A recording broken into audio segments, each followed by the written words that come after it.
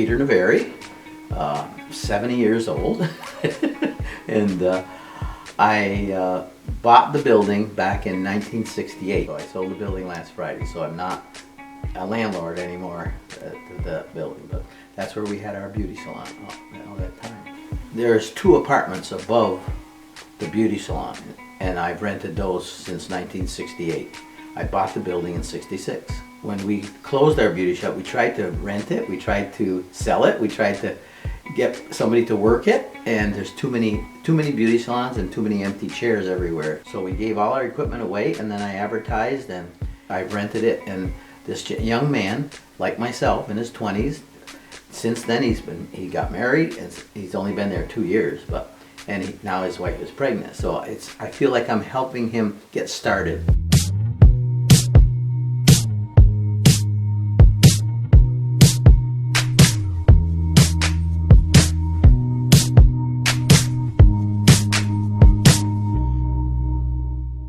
When I first started, I was like 24, and this is my first shop that I've ever owned myself. So a lot of places don't want to rent to a tattoo shop, don't like tattoo shops, and Pete was not only ready to rent to me, he was happy to help. Him and his wife actually gave me a month free rent when I first started, just to allow me the comfort of getting it set up right. And it's a whole huge part of my success here has been definitely because of them. They've been fucking awesome.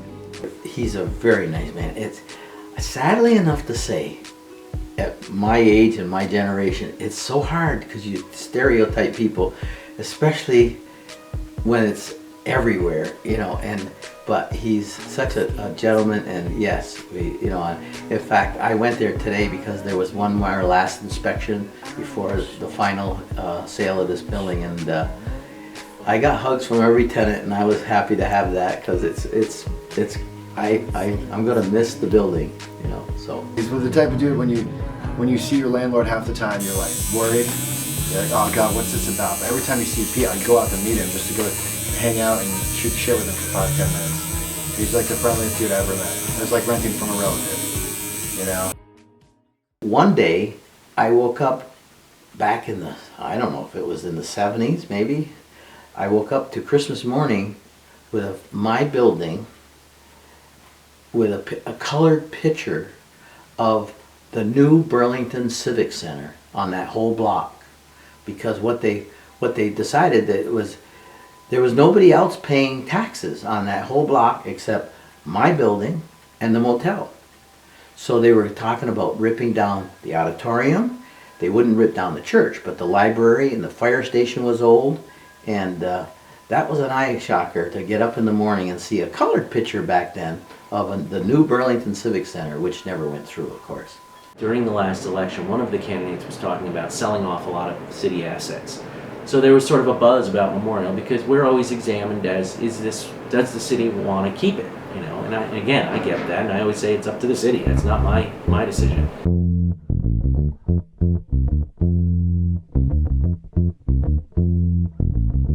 The building was built as a community center. It was a part of a trend in the 20s to build auditoriums as monuments to soldiers who fought in foreign wars. It's meant to be a living monument, and I think it is. And that means, that's a broad strokes term. So it changes with generationally.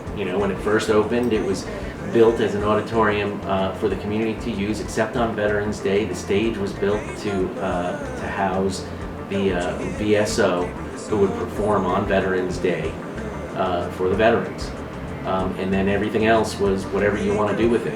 It wasn't a gym at first. I understand, it is what it is, and it was what it was.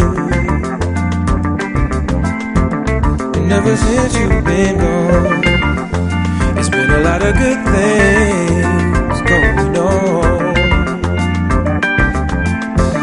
Well, ever since you left that day, yeah, it's been a lot of good things going my way. The annex is actually going to be leased. It's going to be a generator space for makers, engineers, and artists. They're going to do lots of workshops and educational opportunities in that space, so we see it as a great fit. 242 has live music events every weekend, pretty much, whenever it's available.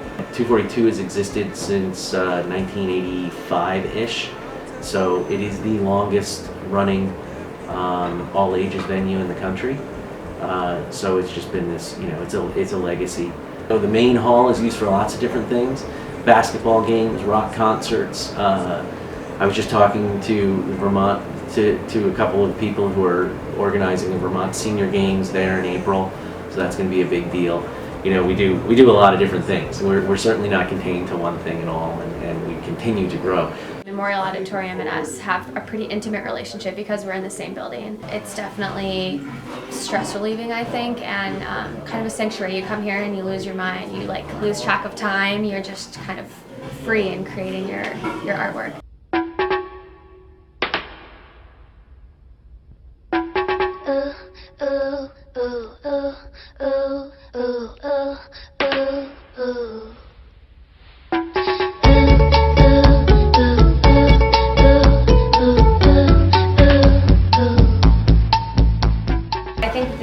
Plays a huge role in the community.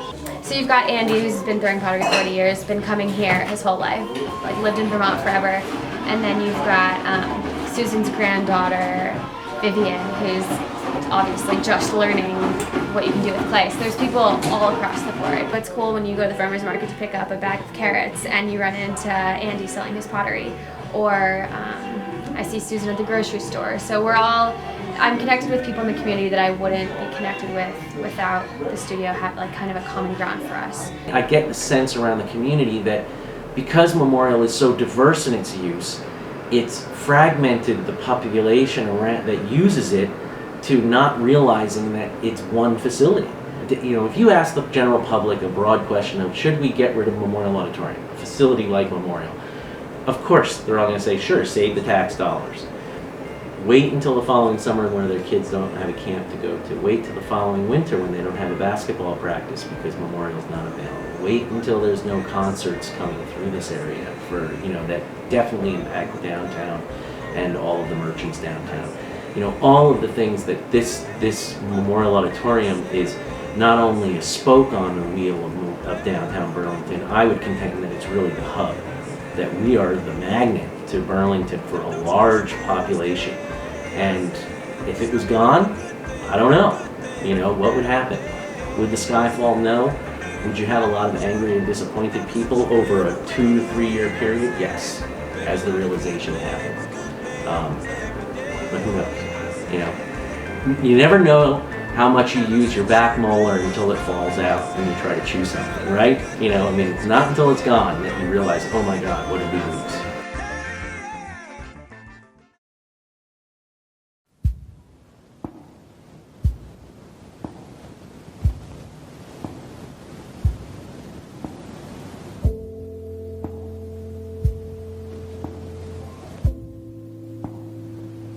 It's just, it's shocking and tragic, and it hurts.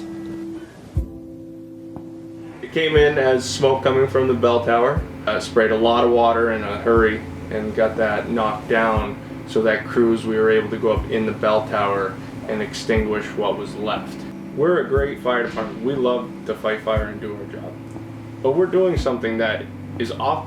What's happening is awful. It's terrible, and you don't wish that on anybody. And what happened the other night was absolutely terrible, and terrible for that church. I'm sure they're going to bounce back. There's a ton of people willing to help and try to get them back to that. But it strains all their resources and everything they have to get it back to what it was. One day we'll look back and say, remember when we went through this horrible tragedy, and look how much stronger and more cohesive as a congregation we are. I'm TJ Barrett. I'm a senior firefighter here at Burlington Fire Department. I'm assigned to Engine 1, and I've been here 10 years. A typical day is our shift starts at 7:30 in the morning. We work a 24-hour shift, so we get out of work at 7:30 the next morning. You put your gear on the truck and relieve the person who was working there that you're switching out with. Sit down and have coffee, talk about the way the day's going to go, whether it be tours or we need to go do fire inspections.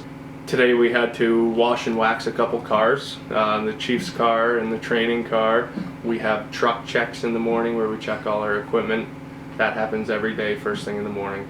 And then the afternoons are pretty much set aside for training, inspections, until about 4 o'clock. After 4 o'clock, that's kind of where it becomes, you could call it self-study time. And then usually about 7 o'clock in the evening, we get together, we cook dinner, we'll have dinner together, and watch the Red Sox or something, and just go on the calls.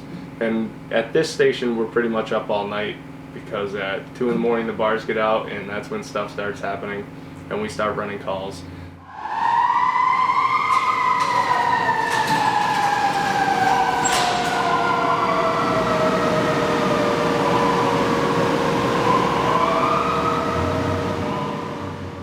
I was a young kid when I got hired here.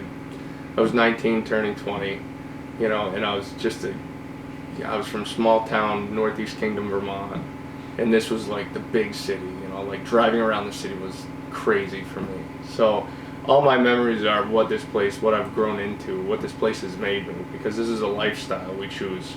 I mean, I have a family, I have a wife and a child, but I'm never home with them. I'm always here at the firehouse working, and it's like, this really is my second home and my second life. Myself, having lived in Burlington for 20 years, and I came here as a kid when I was 16 to 242 for the first time in 1985. So you know, it's obviously the building itself is near and dear to me, and to those that I have interacted with over the last 30 plus years. We've been working there a long time, and we did all our own we never had anybody do any work in the apartments. My ex-wife and my wife now, we did all the maintenance and everything, so it's pretty special to me anyway. Something special happened today. I got green lights all the way, with no big red sign to stop me, no traffic jam delay.